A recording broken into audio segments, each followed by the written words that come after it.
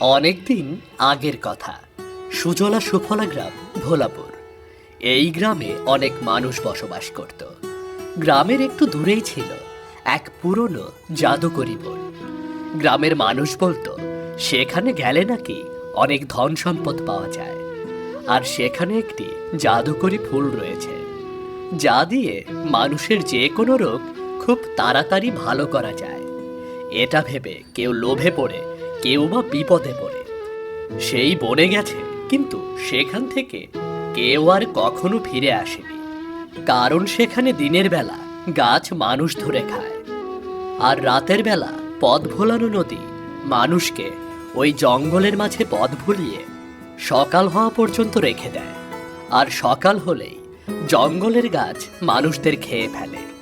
এছাড়াও ওই জঙ্গলে অনেক জাদুকরী প্রাণী রয়েছে। একদিন এক লোভী ও এক নিরুপায় কৃষক রাতের বেলা জঙ্গলে প্রবেশ করে।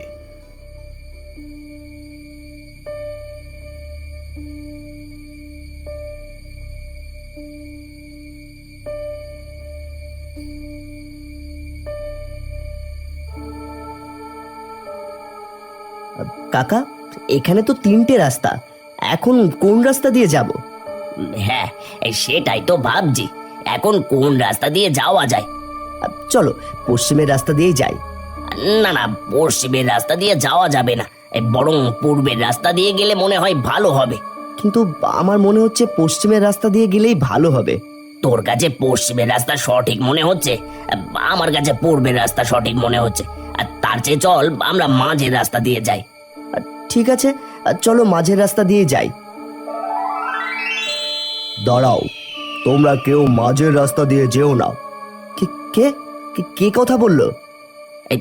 কে কে কে কথা বলছো? কে? তোমরা ভয় পেও না, আমি পথ দেখানো নদী। তুমি পথ দেখানো নদী নাকি পথ ভোলানো নদী? আমি পথ দেখানো নদী। পথ ভোলানো নদী জঙ্গলের অনেক ভিতরে। বেশ, তাহলে বলো আমরা কোন পথে যাব। ঠিক আছে, বলছি। তার আগে বলো তোমাদের কার কি প্রয়োজন? আমার ধনরত্ন চাই, অনেক ধনরত্ন, অনেক ধন সম্পদ। আমার কোনো ধন সম্পদ চাই না। আমার মেয়েটা অনেকদিন হলো অসুস্থ হয়ে পড়ে আছে। আমার মেয়েকে সুস্থ করতে হবে, আর তার জন্য আমার সেই চন্দ্রপদ্ম ফুল চাই। বেশ, যার ধনরত্ন চাই সে পূর্ব দিকে যাও, আর যার চন্দ্রপদ্ম ফুল চাই সে পশ্চিম দিকে যাও। সত্যি সত্যি পূর্বের রাস্তায় গেলে আমি ধনরত্ন পাবো? আর পশ্চিমের রাস্তায় গেলে আমি সেই চন্দ্রপদ্ম ফুল পাবো? হ্যাঁ হ্যাঁ, পাবে। কিন্তু মনে রেখো, তোমাদের সামনে আবারও এমন নদী পড়বে, কিন্তু সেই নদী পথ ভোলানো নদী। সেখানকার নদীর কোনো কথা শুনবে না, আর রাত থাকতেই কিন্তু তোমাদের ফিরে যেতে হবে। তা না হলে দিনের বেলা এই বনের হিংস্র গাছ তোমাদের খেয়ে ফেলবে। হ্যাঁ হ্যাঁ, সকাল হওয়ার পূর্বেই আমরা চলে আসব। কাকা, তাহলে আপনি আপনার রাস্তায় যান আর আমি আমার রাস্তায় যাই। হ্যাঁ, তাই করি।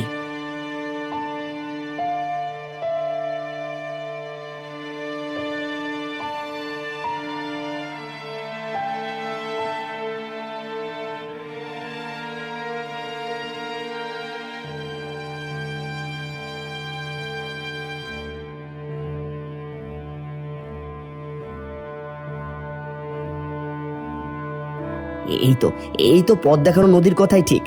এখানে তো ওরকম একটি নদী আর তিনটে রাস্তা রয়েছে। যাই, এবার পূর্বের রাস্তা দিয়ে যাই। কোথায় যাও? এই তো সেই পথ ভোলানো নদী আমায় ডাকছে। এর কোনো কথা শোনা যাবে না। যেখানে খুশি সেখানে যাই, তোমাকে বলবো কেন? তুমি তো পথ ভোলানো নদী। না, আমি পথ ভোলানো নদী না। তুমি নিজেই পথ ভুল করে এখানে এসেছো। আমি তোমাকে সঠিক পথ দেখাতে পারবো। বললেই হলো? আমি জানি তুমি পথ ভোলানো নদী, আমি তোমার কোনো কথাই শুনবো না। আমার কথা না শুনলে তোমাকে মরতে হবে। বাঁচতে চাইলে পশ্চিমের রাস্তায় যাও। না, আমি তোমার কোনো কথাই শুনবো না, আমি পূর্বের রাস্তা দিয়ে যাব। প্রথমে তারা পথ ভোলানো নদীর কথা বিশ্বাস করে বড় ভুল করে। এরপর তারা বারবার ভুল পথে যায়। কখনো তাদের সামনে পথ ভোলানো নদী, কখনো পথ ভোলানো গাছ উপস্থিত হয়। তারা তাদের কথা বিশ্বাস করেও ভুল রাস্তায় যায়, আবার অবিশ্বাস করেও ভুল রাস্তায় যায়। তারা সঠিক জায়গায় পৌঁছাতে পারে না। এভাবেই সারা রাত পার হয়ে যায়। তারা কেউই জঙ্গল থেকে বের হতে পারে না। সকাল হতেই এক জাদুকরী জঙ্গলের রাক্ষসী গাছ তাদেরকে এক এক করে খেয়ে ফেলে।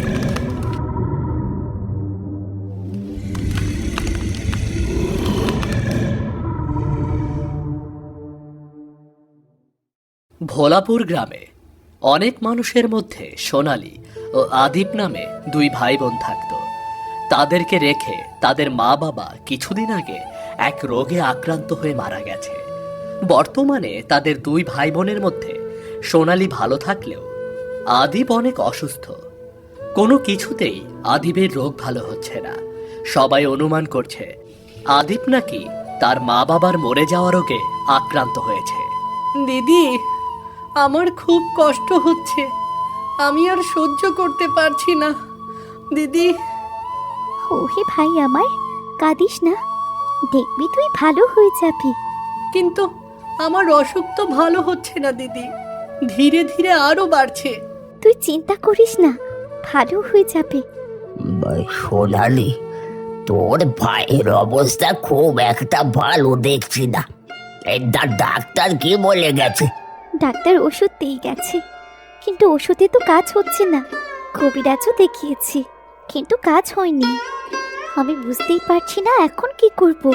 আর বুঝে লাভ নেই। এখন তোর ভাইকে ভালো করতে হলে ওই জাদুকরি বনে চন্দ্রপদ্ম ফুল দরকার। তুই যদি কোনোভাবে ওই ফুল আনতে পারিস তবে তোর ভাইকে সুস্থ করতে পারবে। তা না হলে তোর মা বাবার মতো ছোট ভাইটাকেও হারাবে। কিন্তু ওই জাদুকরি বনে গেলে তো কেউ আর ফিরে আসতে পারে না। ওইখানকার পথ ভোলানো নদী, পথ ভোলানো গাছ সবাইকে পথ ভুলিয়ে দেয়, আর ওই ফুল পাহারা দেয়। পাথরের প্রহরী, তাদের সামনে পড়লে তো নিশ্চিত মৃত্যু। হ্যাঁ, তা তো জানি, কিন্তু তোর ভাইয়ের অবস্থা দেখে মনে হচ্ছে কোনো ডাক্তার কবিরাজ ওকে ভালো করতে পারবে না। যা করার তোকেই করতে হবে। না দিদি, তুই ওখানে যাবি না। আমার যা হয়ে যাক যাক না, কিন্তু তুই ওখানে কখনো যাবি না। যাওয়া না যাওয়ার তোমাদের ব্যাপার, আমার বলার আমি বললাম। একমাত্র ভাইকে যদি হারাতে না চাও তাহলে আমার কথা ভেবে দেখো। এই চলো সবাই।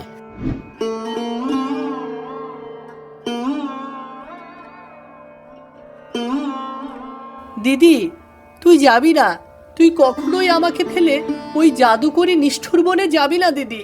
ঠিক আছে, যাব না, তোকে রেখেও কোথাও যাব না।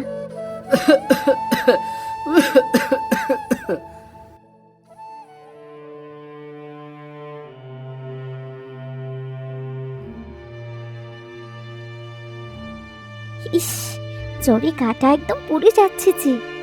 বাবা মায়ের মৃত্যুর আগে তাদের শরীরেও এমন জ্বর হয়েছিল। একটা মাত্র ভাই আমার, ওরও যদি কিছু হয়ে যায় আমার আপন বলতে কেউ থাকবে না। না, আমাকে কিছু একটা করতেই হবে, না হলে পরে নিজেকে ক্ষমা করতে পারবো না। আমি এখনই যাব ওই জাদুকরি বনে। যে করেই হোক ওই চন্দ্রপদ্ম ফুল আনতেই হবে।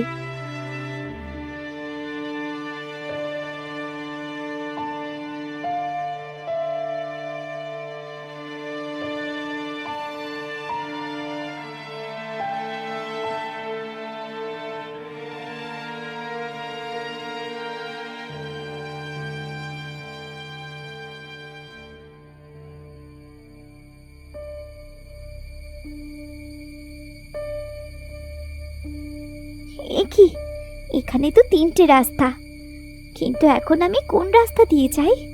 পূর্ব দিকের রাস্তায় যাও, তাহলে অনেক ধন সম্পদ পাবে। কে কে কথা বলছে? কে?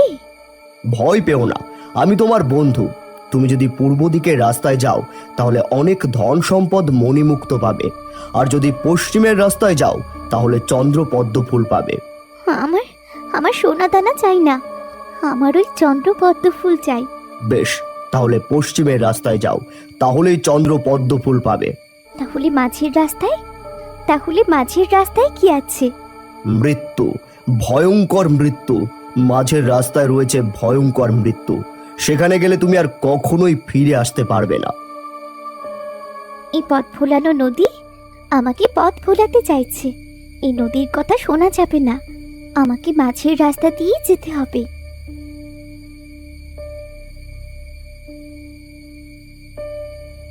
এ কি করছো? এই রাস্তায় গেলে তো তুমি কিছুই পাবে না, সেই সাথে জঙ্গলের ভেতর হারিয়ে যাবে।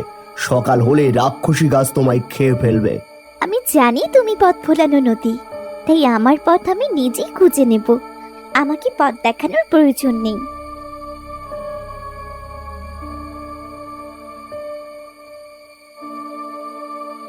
এখানে তো দুটো রাস্তা, তাহলে আমি সঠিক রাস্তা চিনব কি করে? স্বাগতম সোনালি, এই জাদুকরি জঙ্গলে আসার জন্য স্বাগতম। তুমি কোনো চিন্তা করো না, আমি তোমাকে পথ দেখিয়ে দেব। শুধু বলো তুমি কি জন্য এই জাদুকরি জঙ্গলে এসেছো। আমি সেই চন্দ্রপদ্ম ফুল নিতে এসেছি। তাহলে তোমার ডানের রাস্তায় চলে যাও, তাহলে সেই চন্দ্রপদ্ম ফুল পেয়ে যাবে। কিন্তু তুমি আমাকে রাস্তা কেন দেখাচ্ছ? এতে তোমার লাভ কি? তুমি হলে আমাদের এই জাদুকরি জঙ্গলের নতুন মেহমান, আর তোমাকে সাহায্য করব না। বুঝতে পেরেছি, এটাই সেই ধোকাবাজ পথ ভোলানো গাছ। সে আমাকে ভুল পথে যাবার জন্য বলছে। আমাকে ক্ষমা করো, আমি তোমার কথা রাখতে পারলাম না, কারণ আমি কারো দেখানো পথ অনুসরণ করি না। এবার আমি বামের পথ ধরেই চলে যাব। কি, বামের রাস্তা তো অতি ভয়ঙ্কর, সেখানে গেলে তুমি আর ফিরে আসতে পারবে না। তবু আমি নিজের ইচ্ছায় সেখানেই যেতে চাই। যেও না সোনালি, যেও না, ওই রাস্তা অতি ভয়ঙ্কর, যেও না।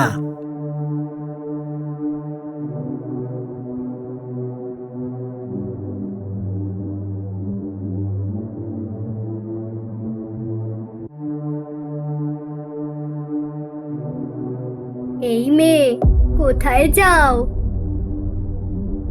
আমি চন্দ্রপদ্ম ফুল নেবার জন্য এই জঙ্গলে এসেছি, আর সেটাই খুঁজছি।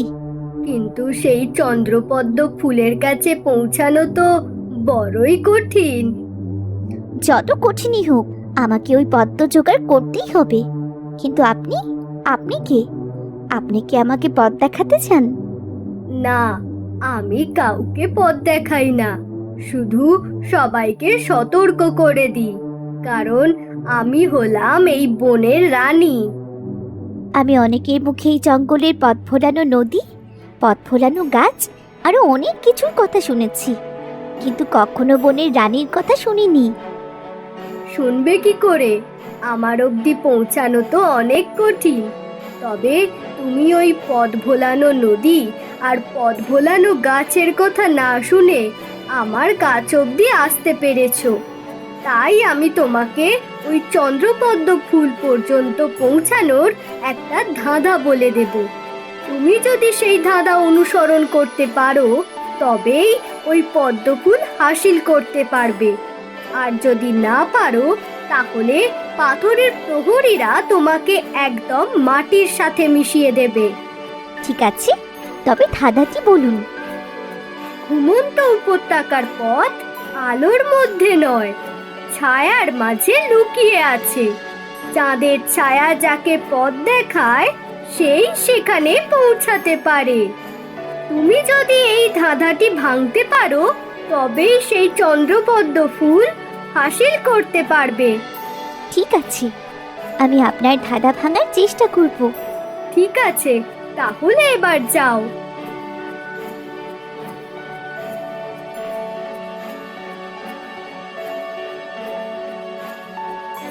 সোনালি বনের রানী প্যাঁচার ধাঁধা ভাবতে ভাবতে এসে পৌঁছায় চন্দ্রপদ্ম ফুলের কাছে, যেখানে সে দেখতে পায় দুই পাশে বড় বড় পাথরের প্রহরী ঘুমিয়ে আছে, আর মাঝখানে সেই চন্দ্রপদ্ম ফুল আলো ছড়াচ্ছে। এই তো সেই চন্দ্রপদ্ম ফুল, কিন্তু দুপাশে তো প্রহরীরা ঘুমিয়ে আছে। এরা যদি একবার জেগে যায়, তাহলে আমি ফিরে যেতে পারবো না। আর এদের ঘুম না ভাঙিয়ে আমাকে চন্দ্রফুল নিয়ে ফিরে যেতে হবে।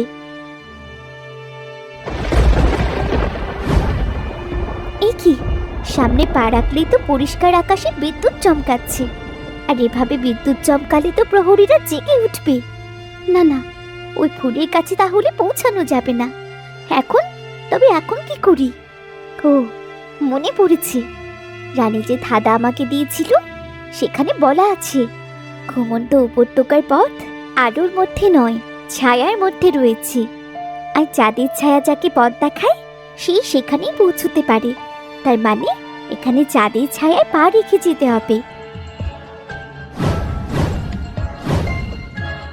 এই তো, এই তো, আর আকাশে বিদ্যুৎ চমকাচ্ছে না। এখন আমাকে এভাবে ওই ফুলের কাছে যেতে হবে। সোনালি পেঁচার দেওয়া ধাঁধা অনুসরণ করে ছায়ার উপর পা রেখে চন্দ্র পদ্ম ফুলের কাছে পৌঁছায়। এতে আকাশে আর বিদ্যুৎও চমকায় না, আর প্রহরীদেরও ঘুম ভাঙে না।